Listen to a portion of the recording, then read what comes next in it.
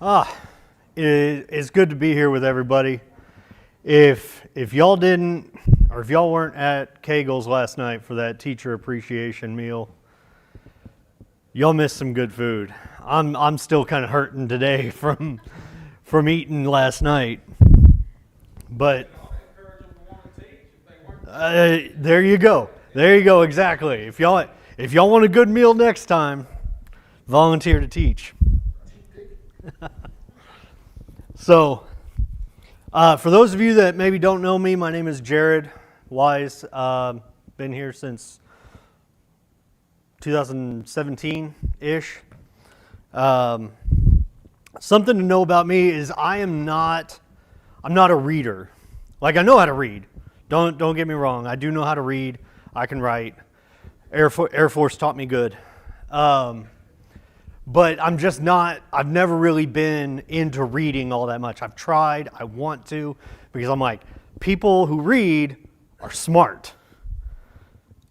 And so this year I made myself a goal, well, not really a goal, but I kind of made a rule for myself that every night before I go to bed, I'm going to read.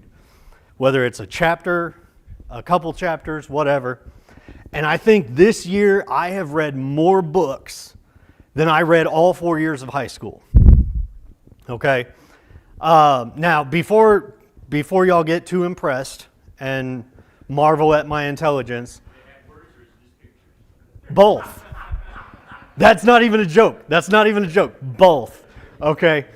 I figured out I enjoy reading more when it's nonfiction. If it's fiction, it has to be written just right for me to enjoy it and for me to actually keep going in it. And again, before you get too impressed, when I say more books this year, I mean 6. Okay? Gary told me before class, he just finished number 102, or you're on 102. 102 books this year. And this kind of cements my idea that smart people read. So, with that in mind, and you know, because of the wonderful lesson that David gave Sunday, I have this completely original, I came up with it lesson. Maybe.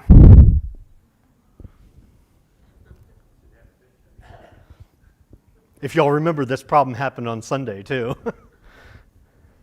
There's lots of pictures, George.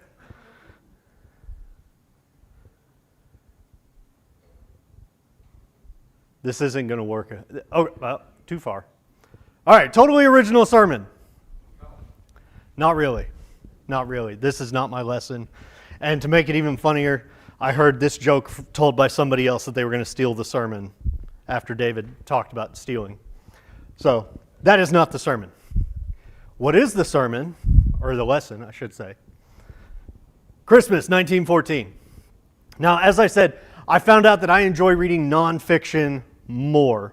And given that I just turned 41 earlier this year, apparently there's standard issue hobbies that get handed out once you reach a certain age. And I don't like watching birds. My wife does the sourdough, not me.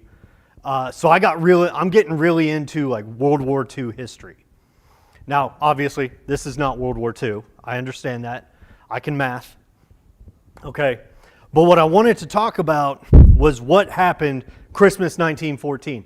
Does anybody know? A soccer game. Yes. Okay. In the middle of World War I, Christmas Day, there was a series of unofficial ceasefires that went all up and down the Western Front, where German soldiers and British soldiers stopped fighting for a day. They came together, they sang, they met each other, they shared gifts, they allowed, the other side to bury their dead. And this was, as I said, it's unofficial, but this was it's called one of the miracles of World War I when this happened. Because, to see people that have been brutally attacking and killing each other for months, for years at this point, to come together and play soccer, or football as they call it for some unknown reason, was one of the miracles. And we, all these images are from World War I of enemies coming together. And if y'all don't get the joke there, wait till Christmas time. There's a song. The Royal Guardsmen have a song about Snoopy flying against the Red Baron. And the Red Baron makes them land, but then they have Christmas dinner together and then part their ways.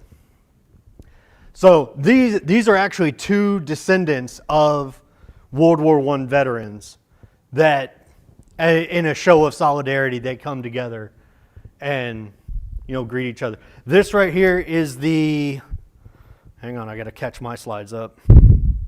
The Football Remembers Memorial at the National Memorial Arboretum in Staffordshire, where commemorating that day in 1914, where the two sides that were fighting against each other, killing each other by the thousands, came together for peace, in love. Which brings me to more of my topic, love. What is love? I've asked this question online. What is love? Anybody? Y'all, I do not have enough material to stretch out, so please, y'all feel free to comment, question, whatever. Call me stupid, it's okay. Okay. The AI answer for this, and it was clearer when I looked at it on my computer, but love is a complex emotion characterized by strong feelings of affection, attachment, and care for another person. Now, through all the lessons that David has given, that Gary's given, that have been taught from right up here, we know that there are different kinds of love. We have agape love. Oh, wow, that is, y'all don't try to read that. A selfless, unconditional, and sacrificial love that is given without expecting anything in return. Eros is passionate, sensual, and romantic love characterized by intense desire and physical attraction. Philia is affectionate or friendship love referring to the deep bond of fondness and care shared between friends. It's where we get Philadelphia. Everybody knows this. And then Storge love, which is familial love representing the natural, steady affection between family members like parents and children or siblings. So those are, again, I gotta try to keep up on both sides here. Those are the types of love that human beings can experience. And I went to World War I because of Christmas 1914. But as I said, World War II is what I'm really into reading about right now. Lots of World War II. I've read a few, and I've got probably 6 more sitting on my bookshelf that are in line to be read. So, getting on with that, does anybody know who this is? No. This is Fuchida Mitsuo, or Mitsuo Fuchida. I've seen it both ways. I'll call him Fuchida-san. Okay? So Fuchida-san was born in 1902, died in 1976. He was a captain in the Japanese Imperial Navy, and he is most known for leading the attack on Pearl Harbor.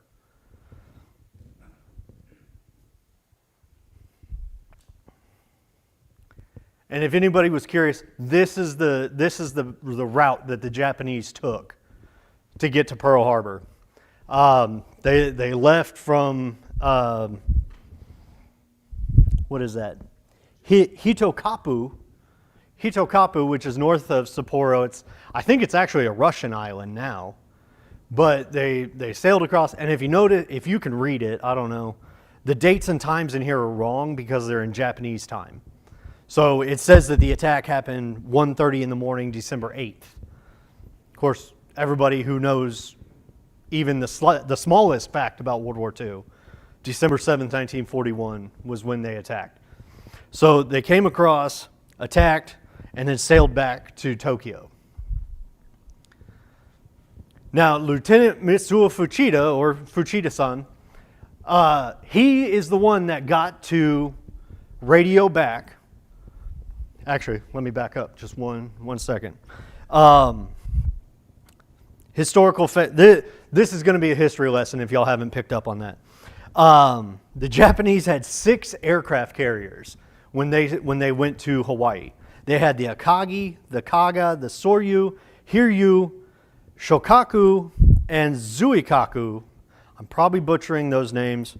They had 353 planes that they attacked Pearl Harbor with in 2 different waves. There was supposed to be a third, but they called it off because the Americans got wise and started attacking them back. Now, after the first wave of the attack, Fuchida-san got to radio this. Tora, Tora, Tora. I'm sure some of y'all have seen the movie. Tora, Tora, Tora means tiger in Japanese, but it was their code phrase for surprise attack successful. Now, after that attack, the Americans started putting together a plan of, okay, what are we going to do in retaliation? So the United States military went to their best pilot that they could find, which was Jimmy Doolittle. Jimmy Doolittle was a stunt pilot. He was I've got some facts about him. We'll get to him in a minute. But this was their plan. They have the B-25 Mitchell, which has a wingspan of 68 feet. And again, I'm sorry that's so small. I thought it was going to be bigger. Has a wingspan of 68 feet, gross weight of anywhere from 29,000 to 41,000 pounds, and a payload capacity of up to 3,200 pounds of bombs. Now, their plan was to take it off of this ship. Not just one, 16 of them. 16 B-25 Mitchells loaded onto the carrier, onto the USS Hornet, which an Essex-class ship has a displacement of 27,500 tons, and the dimensions of the flight deck, 824 feet by 114 feet. Now, if you remember, this has a wingspan of 68 feet. This was the only plane in the United States inventory that could even theoretically be taken off of the deck because of the wingspan. Everything else was too big, or it had too light of a capacity or too short of a range to make any kind of effect.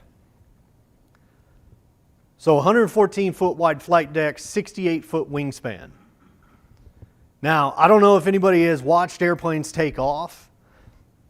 They're mostly going in a straight line, but there is some drift sometimes. So that was the plan. And so what they did is they put together 16 air crews. Jimmy Doolittle was the lead pilot. And in case you were wondering, that's him, that diminutive fellow right there at the front. That was Jimmy Doolittle. As I said, I had some facts about him. He was the first pilot to prove flying by instruments. And he did this by blacking out the entire cockpit of his plane, taking off, flying, and landing blind. All he had was his instruments. He set the first transcontinental flight record in under 24 hours in 1922. He was a racing pilot, I guess. He won the 1925 Schneider Cup seaplane race and made the first outside loop in 1927. 1929, he made the first blind flight. He returned to active duty in 1940, and he led the Doolittle raid in 1942. And he went on with several other accolades and a resume as long as your arm. So these 16 crews were the 16 that they took. Now, again, I spent 14 years working on aircraft. Not putting them up in the air, but putting ammunition, bombs, missiles, things like that on the jets. Getting 16 planes off the ground flawlessly would be a miracle in itself. All 16 planes of the dual raid, all B-25 Mitchells, got off the deck successfully and made their journey. They didn't all make their destination, okay, because they had to take off early. They did not have enough fuel to make the flight. So 8 crews there, 8 crews there. All 16 got off the deck, no problem. The plan was if there was one that failed, they were going to simply push the plane off into the ocean to make room for the next one. And the last plane, Crew 16, their tail was actually hanging off the back of the ship. These planes were too big to take in the elevators. They were too big to put in the lower decks. They all had to be on the deck at the same time. Now, one thing to know about the B-25 is that they trained for this mission at Eglin in Florida. The runway there was 4,000 feet long. When the B-25 was developed, they expanded that runway to 10,000 feet to accommodate the amount of distance that a B-25 needs to take off. And as I said, the runway on the USS Hornet was only 114 feet long. If you've seen the movie Pearl Harbor, terrible movie, does a horrible job of explaining what went on here. But everything that needed to happen was happening. He got the funding. Actually, the government basically gave him a blank check and said, if you need it for this mission, you have it. Doesn't matter what it is. They were able to train on an airplane that needed a 10,000-foot runway. They were able to train to take off in less than 114 feet. I think the Jimmy Doolittle's plane, I think it was, had 86 feet to get off the deck. And the way one way they did it is, as they were sailing, they turned into the waves and they waited for the front of the ship to come up to meet it with the airplane, so that way they were already higher, and so then when the ship dipped down, they were clear of the deck. That was one thing that they did. So this is the route that they took. They went from San Francisco. They went from Alameda Air Station in San Francisco, sailed to Hawaii, then sailed across towards Tokyo. Again, like I said, they had to take off early because there were picket lines, there were boats out in the water that were radioing back once they saw the Americans. And so from this map, and again, hopefully you can make it out, sort of, they bombed 3 cities. They bombed Tokyo, Nagoya, and Osaka, and then tried to get through to China. There was one ship, or one flight. If you see up there at the top, it says one bomber landed in Vladivostok, Russia. And that aircrew was actually interned in Russia for the majority of the war after that. I think it was 1941 when they, or no, not 1941, 1942 before they got released. The rest landed in China. They crashed in the ocean. They crashed on the beach. Some of them made it to their destination, but not nearly enough. So, of the 16 air crews, 80 people, this is what happened to them. Corporal Leland Factor, that gentleman there, fell from a cliff after bailing out. He died. Lieutenant Dean Hallmark was one of the three that were executed by the Japanese. Sergeant William Dieter and Corporal Donald Fitzmaurice drowned in the surf, got tangled up in their chutes, were unconscious or something, and they ended up drowning. Lieutenant Robert Meter died in captivity. He had a disease called beriberi, however you pronounce it. Basically just really severe malnutrition. Lieutenant William Farrow and Sergeant Harold Spatz were executed by the Japanese. And this is the one that I want to focus on. That is Corporal Jacob DeShazer, or DeShazer, I've only read the name. Corporal Jacob DeShazer, born 1912, lived till 2008. He spent the entirety of the war in a Japanese POW camp, being tortured, being starved, watching his friends die. Staff Sergeant in the U.S. Army Air Corps, bombardier on B-25 number 16, which was called the Bat Out of Hell. He was a POW from April 18th, 1942, the day after the Doolittle raid, until August 20th, 1945. And when they found the airmen that were still alive, they did not believe that they were part of the Doolittle raid. They thought all those guys had been executed or died in prison years before. Now,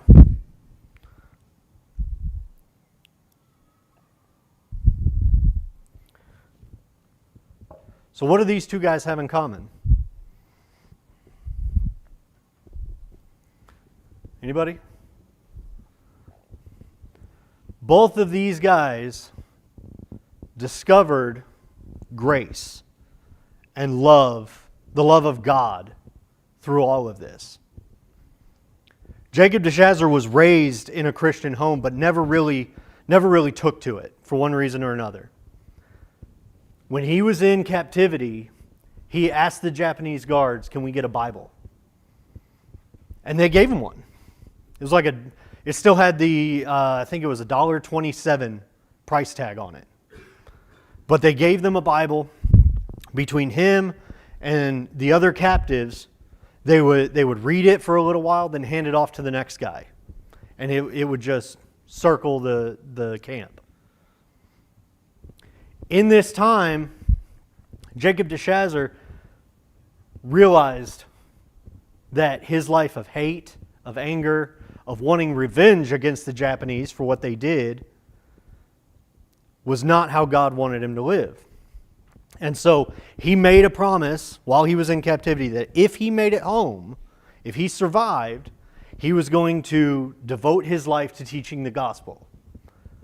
He was going to become a missionary. He was going to serve God through his suffering. Now, Fuchida-san,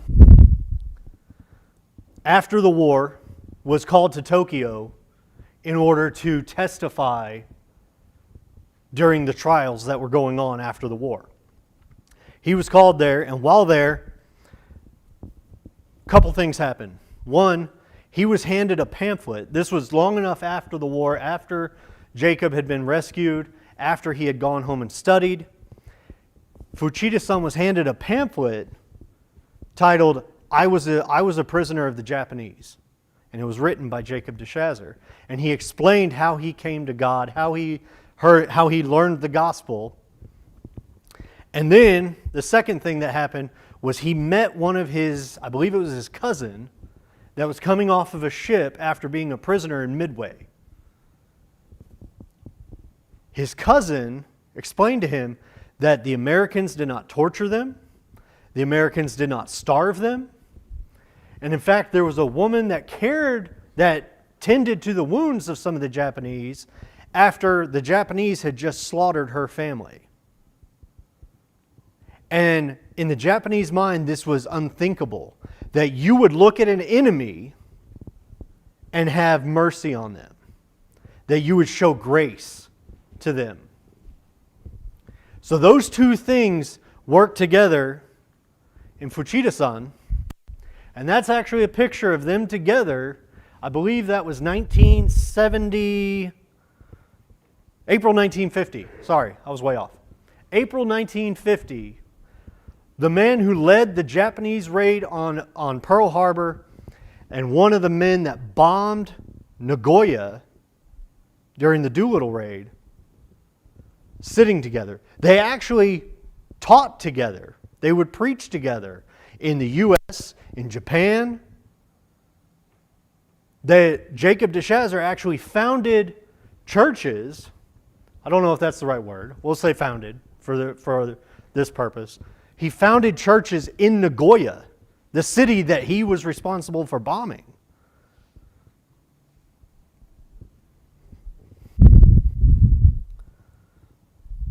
And one of the books I read was titled Target Tokyo. For me at least, it's a pretty thick book, but this is where I learned about this. I never heard this story before. That two men from opposite sides of one of the worst conflicts in world history that came together to preach the gospel. I mean, I'd heard about Christmas 1914. I'd heard about, soldiers going back to Europe, to Japan, to the Philippines. But I'd never heard this story about these two men.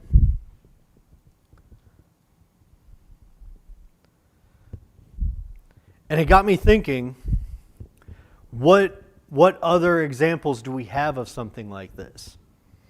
The best one that came to my mind, well, maybe not the best, but the first one that came to my mind was David and Saul. Now, they weren't enemies.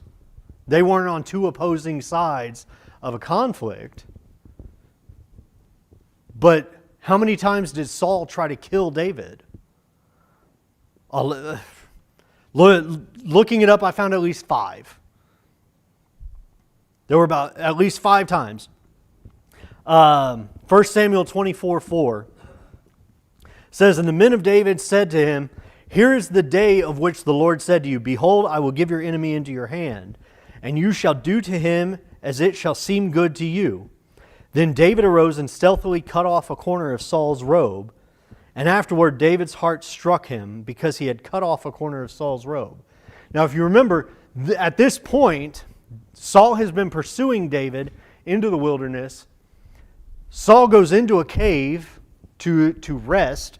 Some translations say to relieve himself. Some say to cover his feet or uncover his feet or something like that. Basically, he went in to take a nap. And David just happened to be hiding in the same cave. Now, Saul has been pursuing him, trying to kill him multiple times. And here David has the upper hand on Saul. But he doesn't want to kill him, because he knows that Saul is God's anointed. Whether he was fulfilling that purpose was irrelevant to David. Saul was God's appointed, and he was not going to lay a hand on him. So he cuts off the corner of his robe. But then his conscience even gets him on that he cut off the corner of God's anointed's robe. It says, he said to his men, "The Lord forbid that I should do this thing to my Lord, the Lord's anointed, to put out my hand against him, seeing he is the Lord's anointed." So David persuaded his men with these words and did not permit them to attack Saul. And Saul rose up and left the cave and went on his way. Afterward, David also arose and went out of the cave and called after Saul, "My Lord the king." And when Saul looked behind him, David bowed with his face to the earth and paid homage. And David said to Saul, "Why do you listen to the words of men who say, 'Behold, David seeks your harm'? Behold, this day your eyes have seen how the Lord gave you today into my hand in the cave. And some told me to kill you, but I spared you. I said, I will not put out my hand against my Lord, for he is the Lord's anointed." Now, how many times in that one passage? We got about 6 times where David said, he is the Lord's anointed. This is more important than the petty feud that we have between each other. This is more important than my life.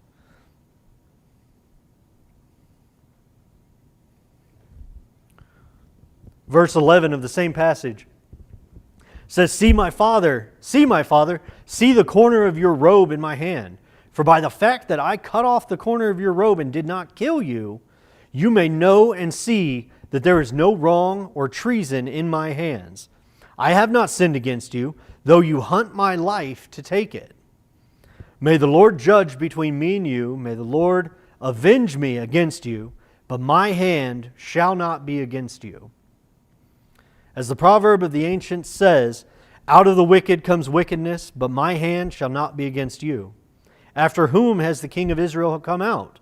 After whom do you pursue? After a dead dog? After a flea? May the Lord therefore be judge and give sentence between me and you, and see to it and plead my cause and deliver me from your hand.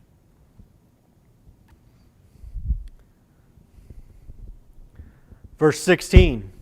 As soon as David had finished speaking these words to Saul, Saul said, is this your voice, my son David? And Saul lifted up his voice and wept. He said to David, you are more righteous than I, for you have repaid me good, whereas I have repaid you evil. And you have declared this day how you have dealt well with me, in that you did not kill me when the Lord put me into your hands. For if a man finds his enemy, will he let him go away safe? So may the Lord reward you with good for what you have done to me this day. And now behold, I know that you shall surely be king, and that the kingdom of Israel shall be established in your hand. Swear to me, therefore, by the Lord, that you will not cut off my offspring after me, and that you will not destroy my name out of my father's house. And David swore this to Saul. Then Saul went home, but David and his men went up to the stronghold. So Saul has been pursuing David, tried to kill him multiple times. David had the perfect opportunity to get his revenge on Saul. And instead of that, he simply cuts off a corner of his robe. That even bothered him so much, but he let him go.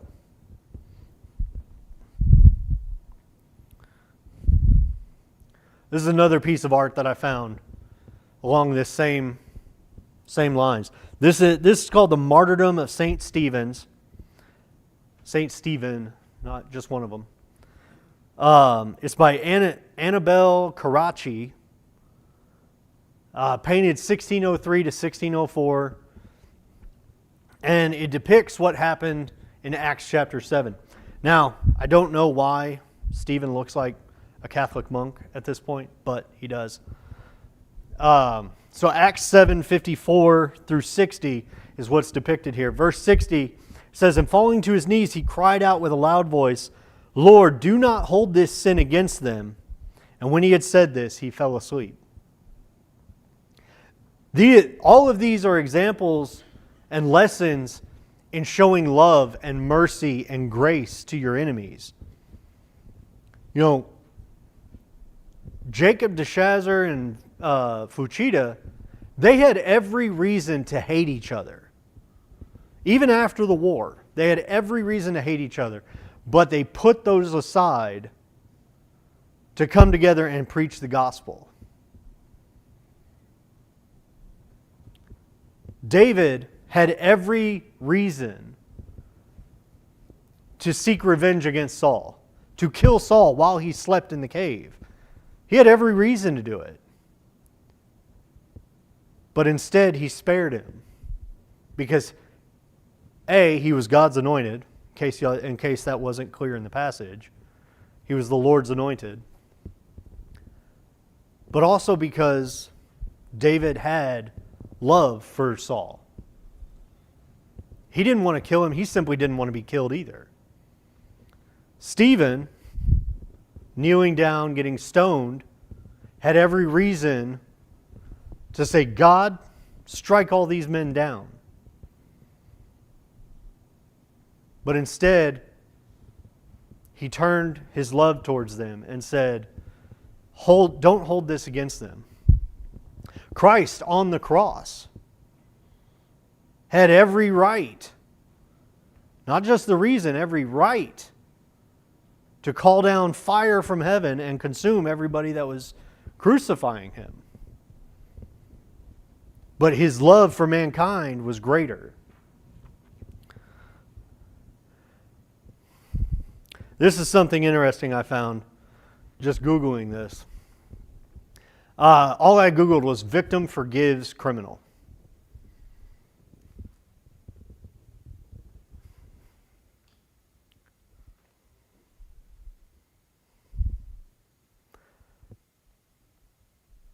Now, I'm granted I think some of these are repeats or talking about the same trial. But all these examples of victims' family members standing in court and saying, I forgive you. I forgive you for taking the life of my family member, of my friend. I forgive you for the crime that you committed against me and my family.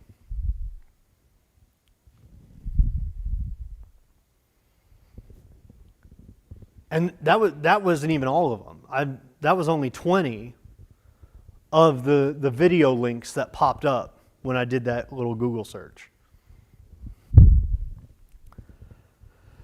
The last thing I have, and like I said, I did not have enough material to stretch into this whole time. This is another one of the Doolittle Raiders. This is Lieutenant William Farrow. He was on Crew 16.